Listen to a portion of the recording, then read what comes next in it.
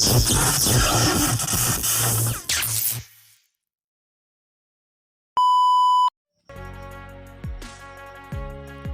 mga ka-farmlat, ito na po yung property na ating ibibenta. Ano po?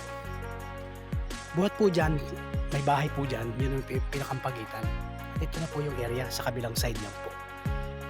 So lahat po ng boundaries ay meron na pong bakod na barbed wire. Ito po ay may sukat na 3 hektarya.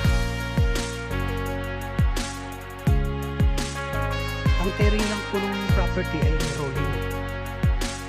Sa loob po niyan, meron pong lusong ahon. Hindi naman po matataas, mababa lang po, katang-tama lang po. At ang kagandahan po nito, ang frontage po ng kalsada nito ay mga nasa 200. Mahaba po. Nasa 200 po ang frontage nito. Ang laman po ng property ay syempre karamihan po dyan, marami po may mga tanim na bagong tanim po na siguro mga 5 years old na. So namumunga na rin po yun. Marami po yan. At marami din po mga matataas pa na mga niyog.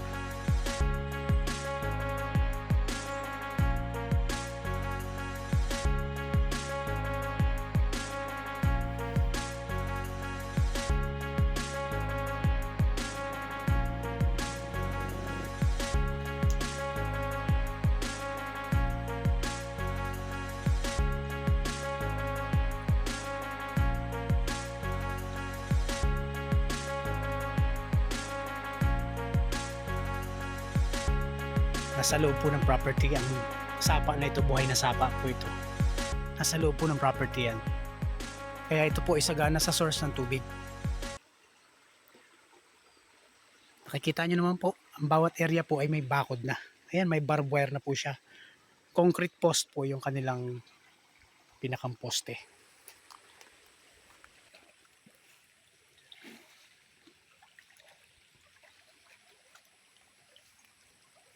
So ito po yung nasa loob ng property, yung sapa na ito.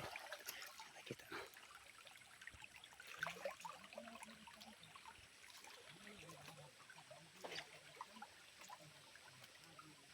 Kami po mga Jimelina na puno. Pwede nating gawing lumber.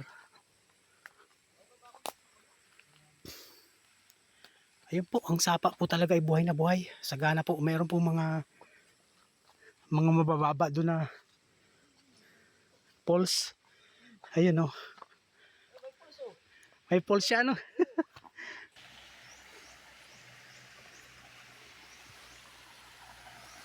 Yan, ganito po ang sapa dito.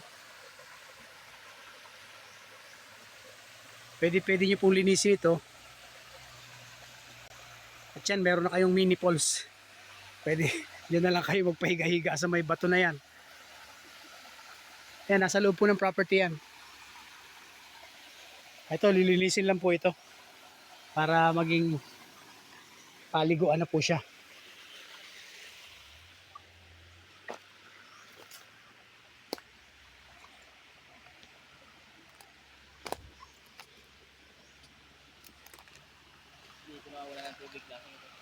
Yan, nasa loob po ito ng property. Ay. So yung bahay na ito, kasama po yan. I-renovate na lang. Ay, kalabaw. Dito maganda magbahay. Oh. Ito may daan. Oh, ito yung pinakakapantayan, ano, sa ibabaw. Ayan po. Marami pong kalamansi ito. Ayan.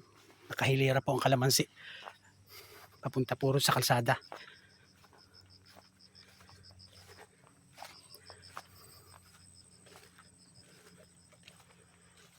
Napaka-productive po itong property na ito.